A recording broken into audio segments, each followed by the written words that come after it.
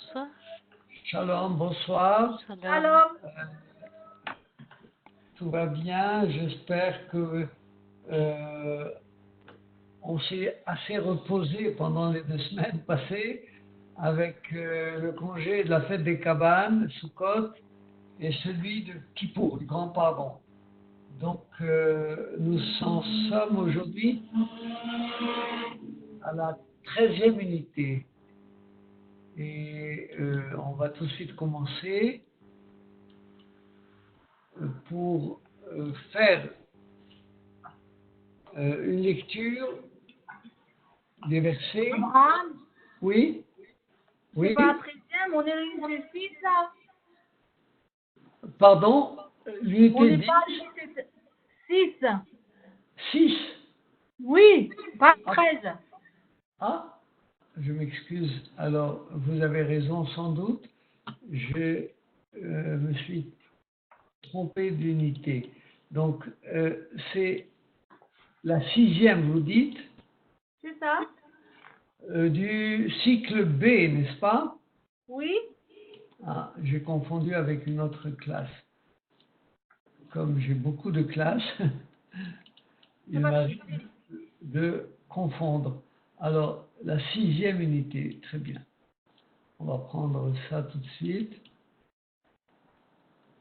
Merci de m'avoir mis au jour. Je t'en prie. L'impératif, d'accord, très bien. Ok. Alors, il s'agira là aussi, une seconde, de vérifier la forme impérative en hébreu, qui d'ailleurs correspond à ce que nous connaissons dans les autres langues, bien entendu. Alors, nous allons lire les mots et les faire par image. Tout à fait. Roger, vous voulez commencer, s'il vous plaît? Je ne vous entends pas. Peut-être Philippe, vous voulez? Oui. Bonsoir. Bonsoir Philippe. Alors donc le premier mot, Yachad. Oui, Je n'ai pas pris de laptop, ça devrait aller. Yachad qui correspond donc à ensemble, oui, hein, à l'unisson. exact. On a Nahal qui est en fait un torrent. Recheb, un char, un chariot. Ensuite, Hamor, c'est l'âne.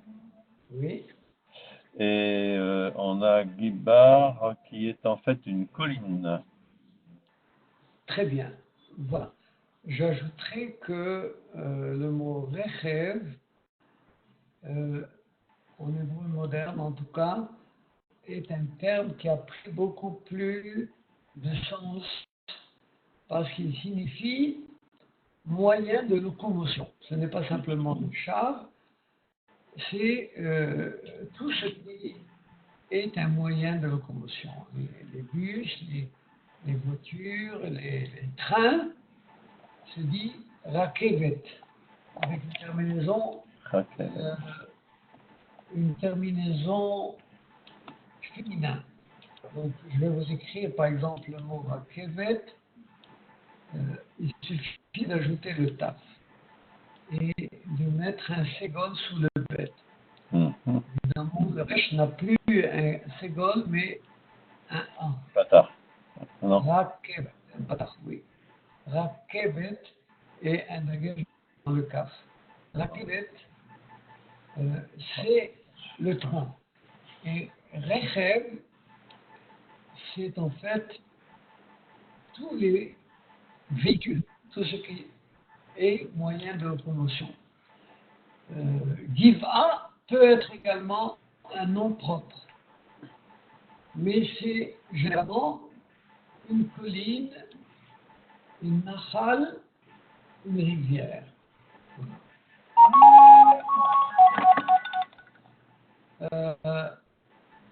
Alors, on Oui. va continuer. Kaku, s'il vous plaît. Kaku. Oui. Je connais pas très bien les mots. Ah, Mais d'accord. rive, Rive. rive, Les signifie querelle. querelle, rive. Oui. Une rive, une querelle. Voilà. Racade, C'est rab, c'est un verbe. un Donc, verbe chevauchant. il chevauche. Très bien. Abad est également un verbe. Ah oui, périr. Périr, exactement. Machal, il a signé. Et enfin, le dernier, Lachonne, langue. la langue, tout simplement. Donc, c'est le seul substantif que vous avez dans cette liste. Et le reste sont des verbes conjugués à la troisième personne. Alors, l'impératif, bien évidemment, il exprime la volonté du locuteur, de celui qui parle. Alors, on va dire que il ne sera employé, bien évidemment, que à la deuxième personne du singulier uniquement, ou du pluriel éventuellement. Donc, il n'existe pas à la première et à la troisième personne, mais il exprime la volonté du locuteur et il est employé à la deuxième personne.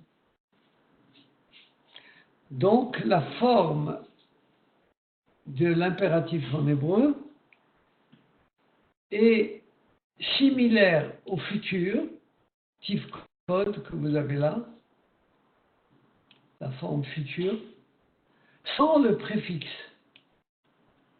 Vous voyez, on n'a plus besoin du ti au début.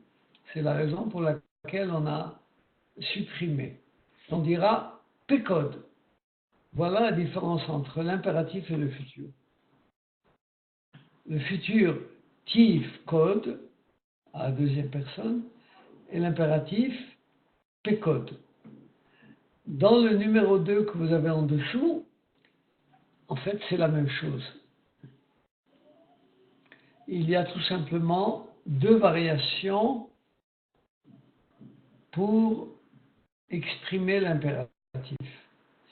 Soit avec un O, soit avec un A. Si vous voulez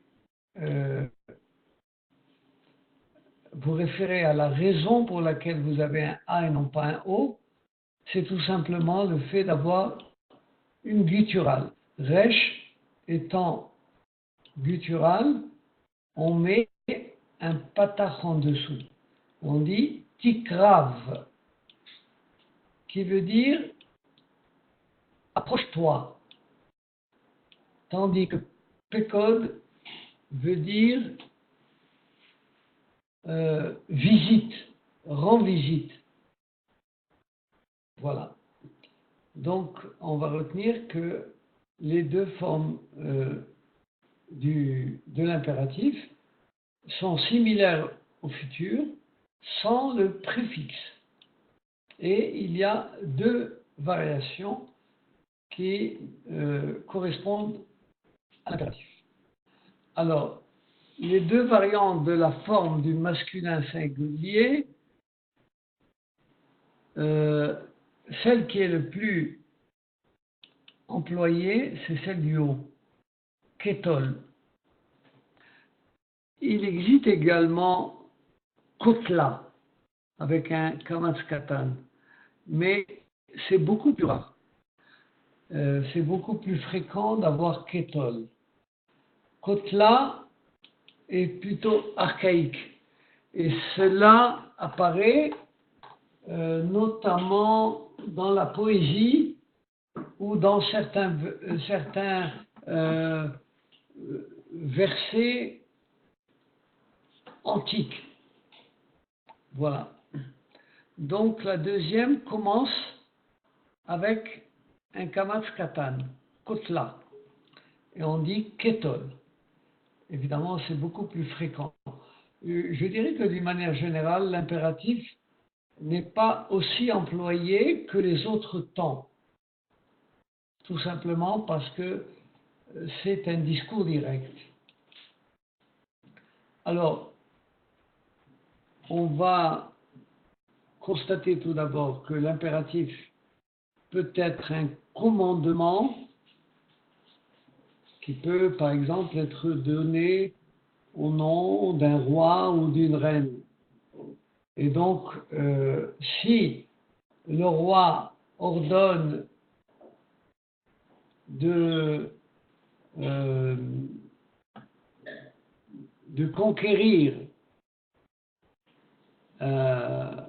une ville, il emploiera le mot les codes, c'est-à-dire le premier de la liste à gauche. Et il dira les codes Harim, pour dire va conquérir des villes. Voilà ce que le roi dit ici, les codes.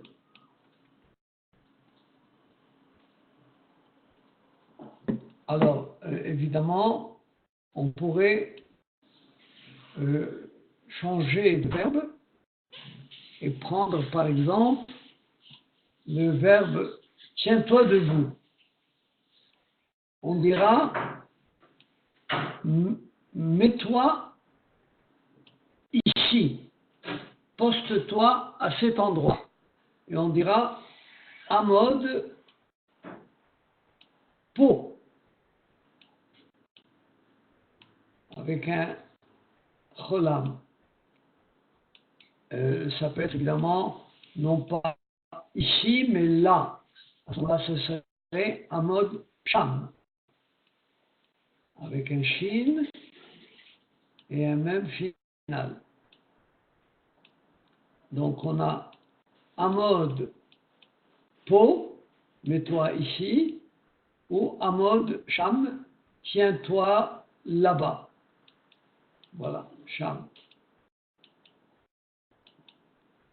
Un autre exemple peut être avec kavatz, qui veut dire amasser ou rassembler.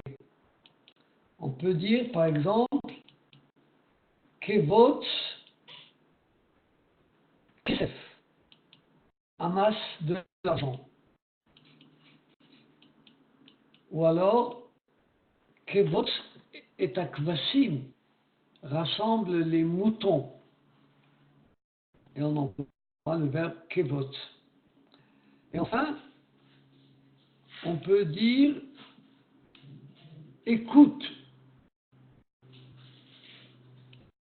mon conseil ou ma voix, Shema Bekoli, comme vous avez Shema Israël, écoute Israël. C'est également un impératif.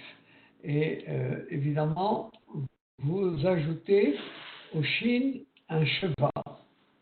Shema Israël, Hashem Eloheinu, Hashem Echad, écoute Israël, etc. Ou alors, écoute mon conseil, Shema Bekoli. Et enfin, Shemor, qui veut dire préserve ou garde, dans le sens premier du terme, il s'agit de monter la garde.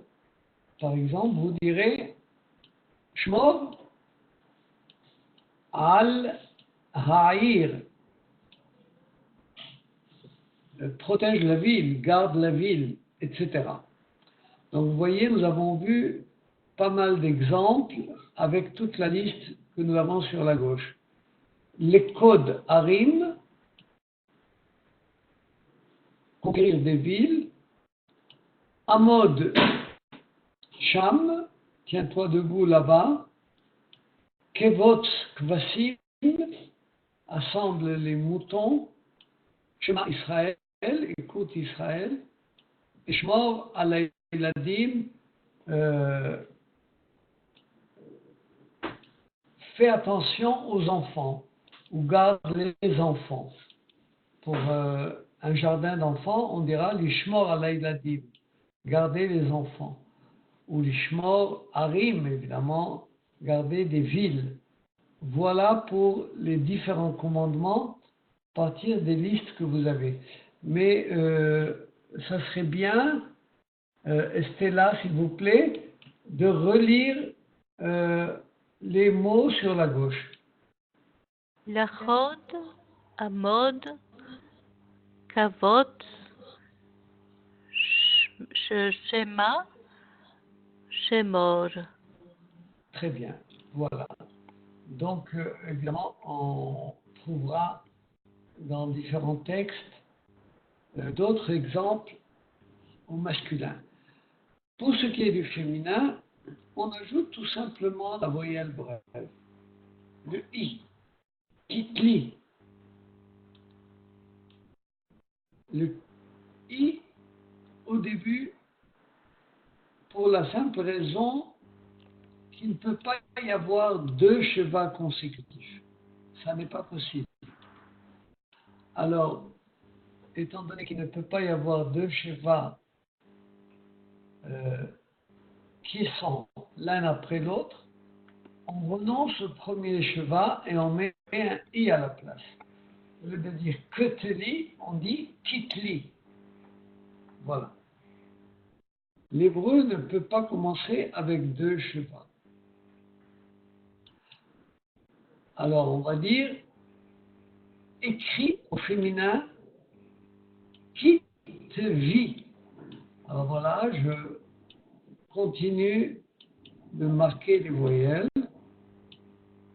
Je mets tout d'abord un dagesh dans le kaf, un cheval comme pour le tête, pardon, et un et avec un yod pour la terminaison.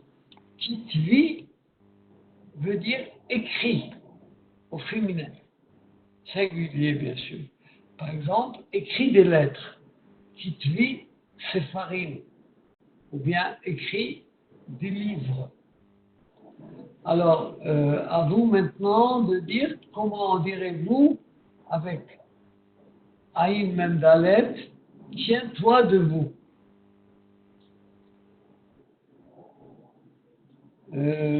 Marie-Noël, comment direz-vous tiens-toi debout? On met un point ici, Oui, un point ici. un cheval sous le même. Un i et une virgule ici. Exactement. Ce n'est pas exactement virgule, c'est un iode, C'est ça, pardon. le iota. Mais ça va, on a compris. Le principe est tout à fait le même. Alors, en fait, imdi est le mot féminin pour dire tiens-toi debout. Pour un garçon, comment dirait-on? Imdol. Regardez, je vais revenir en arrière et on va voir comment on avait dit pour le masculin. Ouais. Le voici. Amod. Hamod, Oui, allez-y.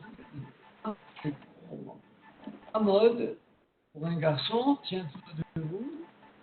Et pour une fille, c'est différent. C'est ainsi qui va donner imdi pour une fille. Alors, fille, oui. assemble pour une fille. Alors, donc, un point sous le coffre, un cheval sous, comment dire, Le bête, et un point avec suivi d'un iode. Donc, voilà. c'est Kid, kin, kini, kin, kivtsi. Kifsi. Kifsi.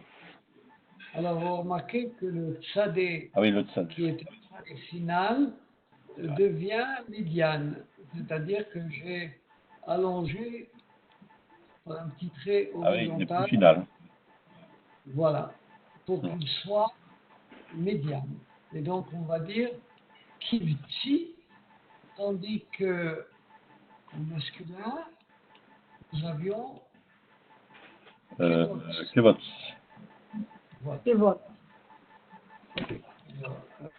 Semble. Comment direz-vous? Écoute à une fille. Roger, Shimi. Im-I, Shim-I, exactement. Shin-I, Shim veut dire écoute au féminin. Et, comment direz-vous, garde ou prière avec Shim. Shimri, Exact. Shemri. Shemri. Shimri. Shemri. Shin avec un cheval, même avec un cheval. Shin avec un chirik, Comme du singulier du pluriel. chirik et le yo. Voilà. Donc, je reprends le tout. Kitvi, Indi, Kivitsi, Shim'i, Shimri. Allez-y, Roger, s'il vous plaît, relisez les 5 mots. Kitvi, Indi, Tivsi, Shim-I, Shimri. C'est très bien. Philippe, Oui. Tigvi. Indi. Kifsi. Shemri. Et Shemir. bien. Shimari. Autre chose, Shemri, pardon. Kiakou, vous pouvez, Exact. Oui. Kidvi. oui, Imri. Indi, c'est un 2. Si. Ah oui, Imdi, pardon. Imdi. Kivitsi, Kifsi. Shimhi. oui, Shimri. Shimri. Voilà, ça c'est très bien. Je pense que on peut avancer et voir maintenant le pluriel. Le pluriel masculin tout d'abord. Et donc vous avez la même voyelle brève au début, le I, étant donné, comme on vient de le dire, qu'il ne peut pas y avoir deux chevaux consécutifs. Donc à la place, on met un I. Qui est elle? Voilà. Et donc on dira kitlou. Vous remarquez que le pluriel est formé à partir du verbe. Hmm. Et si nous retrouvons la liste des mots avec les racines lakad, amad, kavat, shama, shama, eh bien nous aurons likdou, au pluriel, avec un ou, comme kitlou. Et donc c'est un commandement donné au nom d'un roi, comme on a dit tout à l'heure, par exemple, Imdou. des villes. Il dira Likdou Arim. Comment dira-t-il? Mettez-vous debout ici. Avec Ahmad.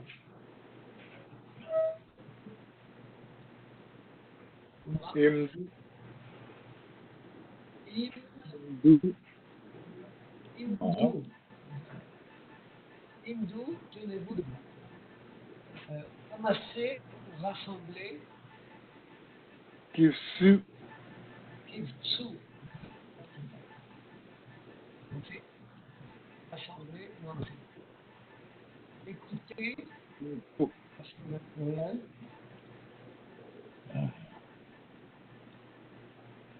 Shimhu. C'est bien. Et enfin, le dernier, garder. Shimon, Shimron. Voilà. la troisième personne, on va mettre simplement un i au début et un ou à la fin. Likdou, Indou, Iktsou, Shidou et Shimon. Marie-Noël, s'il vous plaît, relisez. Je vous entends très mal, Monsieur Cohen. Vous voulez relire, s'il vous plaît, Oui. les Alors, Imdou, Imdou, Imdou, Imdou, oui, Kitsu, Shimou, Shmaou, Shmiou Shma, et Shmirou. Simru. Shimou. D'accord. Shmirou. Voilà donc pour la première pluriel masculin à l'impératif évidemment. Et tandis que le féminin, eh bien c'est tout à fait différent. Parce que l'accent va être pénultième, et ici là va avoir la dernière, et surtout la terminaison comme un préjugé. On dira ketolna. Ketolna. Avec Shana, ça ferait Shemorna.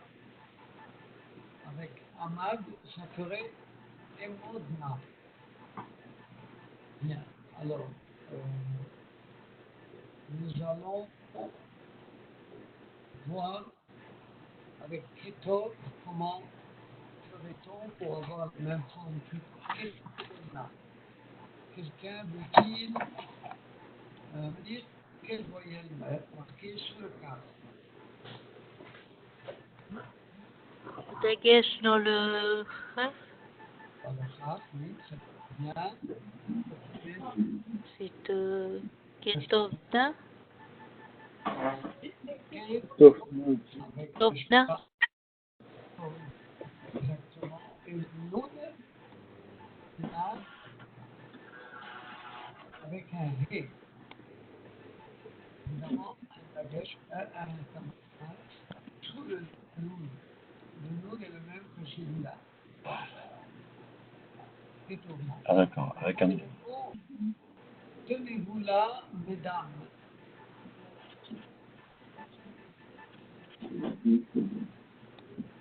Amod,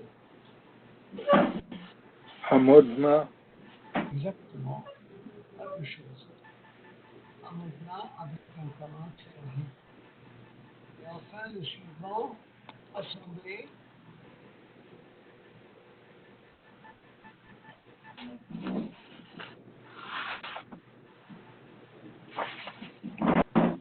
Motzna, Exactement. Kevotsna.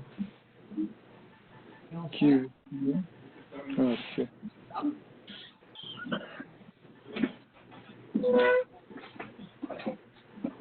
Ema, na, simplement. Shemana et pied. Et enfin, garder.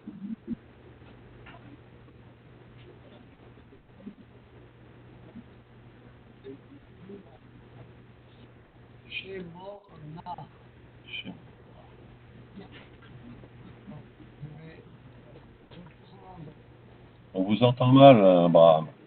Oui. Oui. Regardez. Est-ce que vous m'entendez mieux maintenant? Oui. Oui? Un peu. Un peu. Un petit peu. Ah oui? Donc, c'est au maximum de mon côté. Je reprends.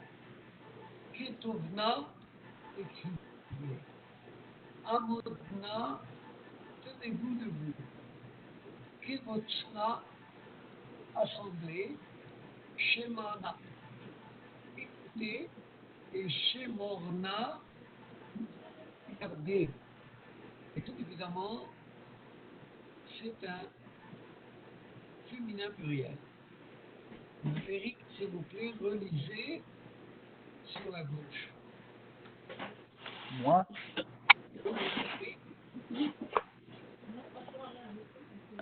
Moi? S'il vous plaît. Ok. Oui, ok. Eric. Ketovna, Oui.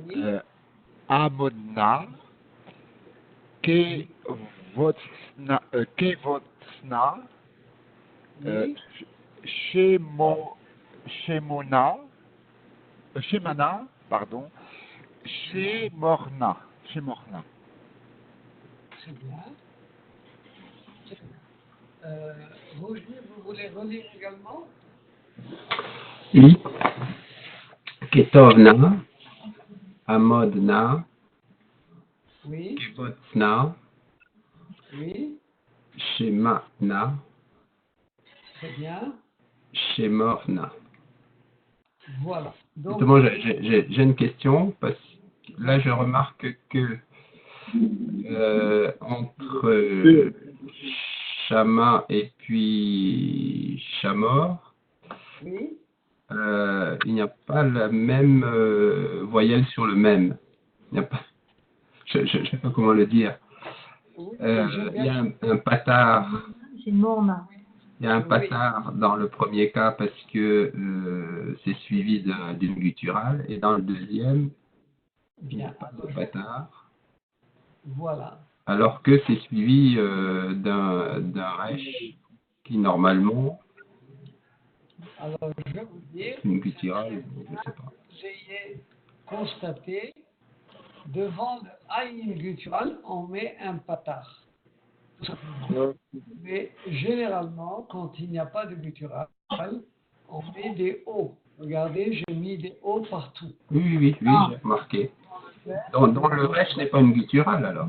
Le reste, c'est une gutturale, non? Le reste est une gutturale, mais assez particulière dans les gutturales. D'accord, C'est-à-dire c'est une gutturale irrégulière dans les gutturales. d'accord, Irrégulier dans l'irrégulier. Et donc, le resh, on ne tient pas cas du fait qu'il doit être précédé d'un patard. Voilà. Ceci dit, il n'y a que deux possibilités, soit des O, soit des A. Aussi bien D'accord. pour le singulier que pour le pluriel et le féminin. Alors, ici, c'est très simple, l'exercice. Il suffit de traduire le commandement qui correspond au destinataire. Donc, chez Fotna, ce sont les deux dames. Au suivant, Kirchner, c'est la dame. Kirni, le Kirchi. voilà, Kiri, c'est féminin, C'est la dame. singulier.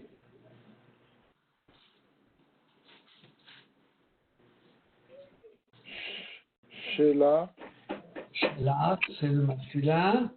le seul, le masculin singulier. Oui, Et Mrou, c'est masculin pluriel. très bien. Voilà, c'est tout à fait ça. Et donc, il ne reste plus qu'à traduire la signification de chacun. L'hypote, c'est le verbe juger. Hypotna correspond à juger au féminin pluriel. Kir'i est un féminin singulier, appelle ou crie tout simplement. Il faudrait dire que le mot kara peut vouloir dire également lire tout simplement. Lire, appeler, se dit de la même manière. Correct. Bien. Shlach veut dire envoi. Il est écrit Shlach lecha anashim veyaturu et haaretz. Envoie des messagers qui vont voir la terre promise, n'est-ce pas? Shelah. Bien. c'est un impératif, bien entendu. Et Ibro qui veut dire dites. Dites ceci ou dites cela. Alors, à partir de là, nous allons lire. Estelle, si vous voulez bien. Oui. Voyez. ויוצא אותו החוצה ויאמר ספור הכוכבים כה יהיה זרעך. Et il le fit sortir à l'extérieur et dit, compte les étoiles, ainsi sera ta descendance. Voilà, donc l'impératif est exprimé par le locuteur, qui en fait exprime sa volonté. Pardon. Dieu à Abraham, en le faisant sortir à l'extérieur, c'est fort à Kochavim, compte les étoiles. Donc c'est un commandement direct, on peut dire, et Samer Peresh, la racine de compter. C'est fort à Kochavim, compte les étoiles. Ko yehye zaracha, ainsi sera ta descendance. Donc là, nous avons un commandement direct. On va voir maintenant un autre exemple, Eric, Ve'ata. Veata, Yoshev, Oui, Yerushalayim, non, oui, Yerushalayim, oui, Veish, Yehuda, oui, Shiftu, Shiftu, Na, Bini,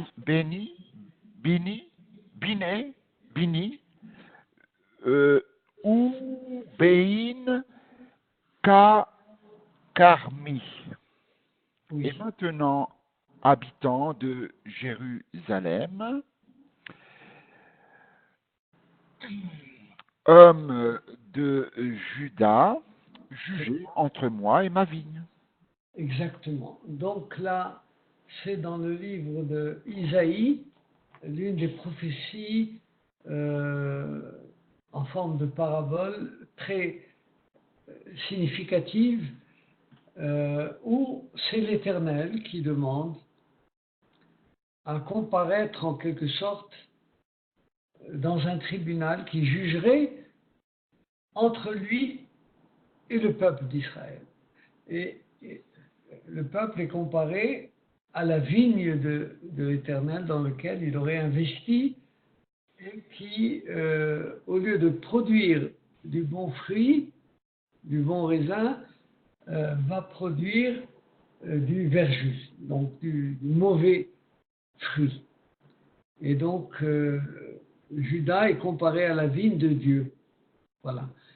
Et l'Éternel s'adresse à l'homme de Juda, Ish Yehuda, et à celui qui réside à Jérusalem, Yoshev Yerushalayim, c'est-à-dire les habitants de Jérusalem.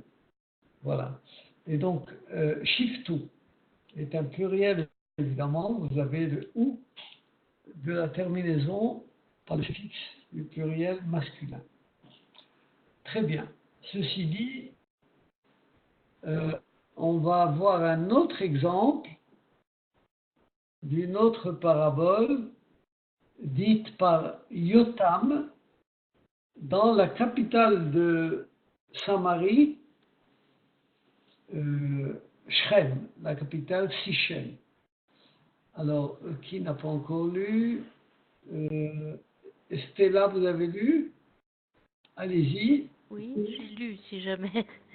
ויאמרו לזית מלכה עלינו. Ils dirent à l'olivier, règne sur nous. Oui. Alors, ici aussi, vous avez Malka Aleno, ça n'est pas un féminin, vous voyez, bien que la forme prête à croire qu'il s'agit d'une terminaison féminin. C'est plutôt soit notre roi, Malka Alenu. C'est dans la parabole de Yotam, qui consiste en ceci. Les arbres désirent oindre un roi sur eux. Donc c'est une requête intéressante dans laquelle celui qui n'est vraiment pas capable d'être roi se propose. Les autres ne veulent pas de cette fonction parce qu'ils ont d'autres choses plus importantes à faire. L'olivier produit de l'huile d'olive qui sert à éclairer, et les autres arbres produisent des fruits, etc. Chacun a de bonnes raisons de ne pas vouloir. Voilà. À l'occasion, on en parlera. Voilà donc, Malka Alenu règne sur nous. Un autre exemple, Philippe, allez-y. Oui. Alors, Marie-Grand-mère, pareil. Paro, Paro, pardon. Allez, Vokebor, Et, Akiba, Avicha, pardon. Kacher, Kishebera. Et Pharaon dit, pars et ensevelis ton père ainsi qu'il t'a adjuré. Très bien. Donc, ici, aller est un impératif, de même que vendre. Les deux sont des impératifs qui, en fait, expriment plutôt une permission. C'est le pharaon qui s'adresse à Joseph en lui disant « Tu peux ensevelir ton père, Jacob, et revenir comme tu veux. » Donc, c'est un impératif qui autorise Joseph en lui disant « Tu peux monter et tu peux ensevelir. Tu peux aller, tu peux partir. » Les Yashviya veut dire adjurer. Donc, ton père t'a fait jurer de l'enterrer en Eretz Israël, donc tu peux remonter, tu peux aller l'ensevelir là-bas. Un autre exemple avec au Deutéronome, la bénédiction donnée par Jacob à Zaboulon et Issachar. On va voir un impératif différent cette fois-ci, qui exprime plutôt un souhait. Roger, allez-y. Ok. Veliz Voulun, Amar, Semar, Zevulun, Betetecha,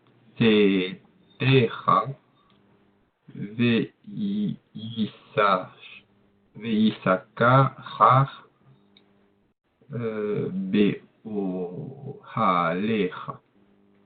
Oui.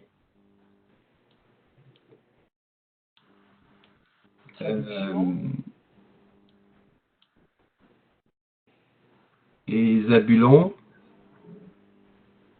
dit, c'est marre. Ah, Zéboulon, il dit, vous avez le lait qui veut dire, Ok, d'accord. voilà, il y a un A au début de la phrase. À Zabulon, il dit, Oui. c'est marre. Soit il dit,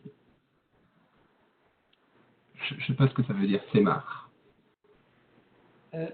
C'est sois heureux, tout simplement. Ok. Sois heureux.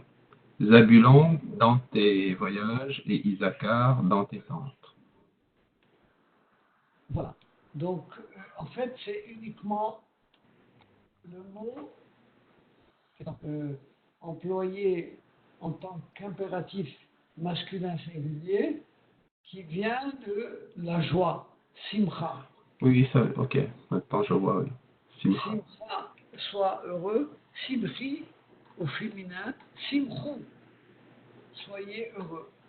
Et donc là, il parle à Zébulon en même temps qu'il parle à Issachar. Mais la différence, c'est que Zabulon sera heureux dans ses voyages, parce qu'il s'occupait d'aller chercher de la marchandise et de subvenir aux besoins pour nourrir le peuple, tandis que Issachar, lui, va rester dans les tentes, va s'occuper du ménage, c'est-à-dire de l'éducation, du côté social de la tribu, etc. Donc l'un va être porté par des voyages, va aller d'un endroit à l'autre, souvent d'ailleurs pour échanger des marchandises dans la mer, à Chypre ou en Grèce, n'est-ce pas, dans les îles de Méditerranée de l'Est. Et Issachar, lui, par contre, va rester à l'intérieur même de la cité. Voilà.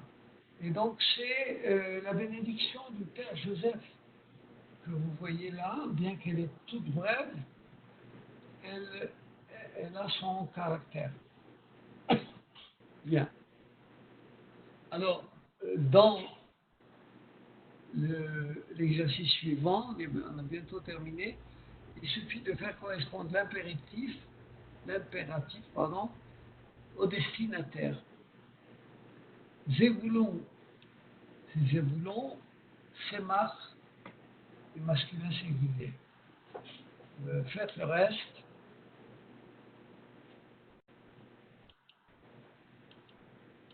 Celui qui veut.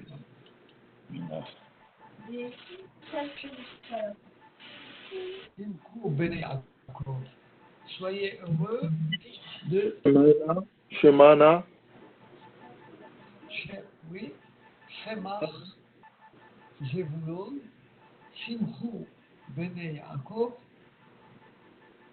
Semachna, Athéna. Athéna, ce n'est pas la déesse Athènes, mais vous féminin. Athènes ou Athéna, c'est vous au féminin. Et enfin, Rachel. Simchi. Shemchi. Sois heureuse, Rachel. Voilà. Très bien. Alors, on va faire une dernière lecture dans un autre texte par rapport à Salomon. Qui veut lire? Moi, je n'ai pas lu. Alors allez-y, je vous en prie. Vayan, Oui, Amelech, oui, Amelech, Vesha, Veshahali, Lo, Het, Ameluka, Ki, Hu, Hai, Achi, Agadol, Mimeni. très bien. Le roi répondit et demanda la royauté pour lui, puisqu'il est le fils aîné, puisqu'il est. Mon aîné, mon frère aîné. Ah oui, mon frère. Achi veut dire frère. Parce qu'il est frère. Étant donné que c'est mon frère aîné, Oui. on demande pour lui la royauté. C'est le roi Salomon qui dit ça à Bethsamée. Effectivement, Adonia, le frère de Salomon, était son fils aîné, son frère aîné, pardon. Mais évidemment, Salomon n'avait aucune intention de céder sa couronne à son frère, pas même si c'était son aîné, parce qu'évidemment, il se considérait comme étant l'héritier du roi David par excellence, le fils de Bathsheba, donc il avait tout le privilège du grand roi. Et donc, que se passe-t-il dans ce verset? Eh bien, c'est ironique. C'est un impératif en tant que sarcasme de la part de Salomon. Voilà de quelle manière on peut différencier. Sha'ali lo demande pour lui, si tu veux le faire, tu n'as qu'à demander pour lui. Et là, la demande est tout à fait différente de tout ce que nous avons vu précédemment. Je vous rappelle, on a vu, on vient de voir d'ailleurs la manière de prendre un impératif en tant que souhait. Je souhaite que, fasse que, Zabulon, etc., Issachar, etc., c'est une prophétie en même temps qu'un souhait. Ou alors l'impératif, comme on l'a vu également en exprimant une permission, c'est Pharaon qui donne l'autorisation à Joseph. Donc c'est un autre genre d'impératif. Ou alors une requête, comme ici dans la parole de Yotam, où on demande à l'olivier de régner sur nous. Alors ici, la comparaison à la vigne de Dieu, où l'impératif est également une requête. Veuillez juger entre moi et ma vigne. Shiftu, na, etc. Et enfin, l'impératif, tel qu'il est le plus souvent employé, pour exprimer la volonté du locuteur. C'est-à-dire, fais ceci ou ne fais pas ceci, dans un commandement direct, ce qui est évidemment la forme la plus fréquente de l'impératif. Voilà, avec ça, on a tout vu concernant notre unité. Y a-t-il des questions? Voilà l'impératif en hébreu. Alors, merci à tous. Si vous n'avez pas de questions, Si j'ai une question, je vous prie, oui. le recueil, la colle Atana avec la clé USB, est-ce que vous nous le conseillez? Je n'ai pas entendu, excusez. Et il y a sur la page le col Atana avec une clé USB où il y a 72 heures de lecture, je crois. Est-ce que vous me conseillez ça? Oui, si vous avez la patience Ouais. d'écouter, bien entendu. Tout ce qui a rapport au Tanakh, je ne connais pas exactement parce que je n'ai jamais ouvert moi-même ce site, mais c'est lu en hébreu et traduit. Comment est-ce que ça se présente? Il y a une Bible français-hébreu. Oui, à mon avis, celle qui convient le mieux, c'est celle du rabbinat, la traduction du rabbinat. Vous pouvez trouver ça dans Sepharim. Je vais vous écrire le mot et je vous conseille de de chercher Sepharim, tel que je viens de le marquer, S-E-P-H-A-R-I-M, et vous avez la Bible en français traduite du rabbinat, qui est une excellente traduction. À mon sens, c'est la plus correcte et la plus riche. D'accord. Voilà. Merci beaucoup. Je vous en prie. Merci. Bonne continuation à tous. Bonne soirée tout le monde. Bonne Negra. soirée. Au Bonne revoir. soirée tout le monde. Au revoir. Merci Abraham. Au revoir. Bye. Negra.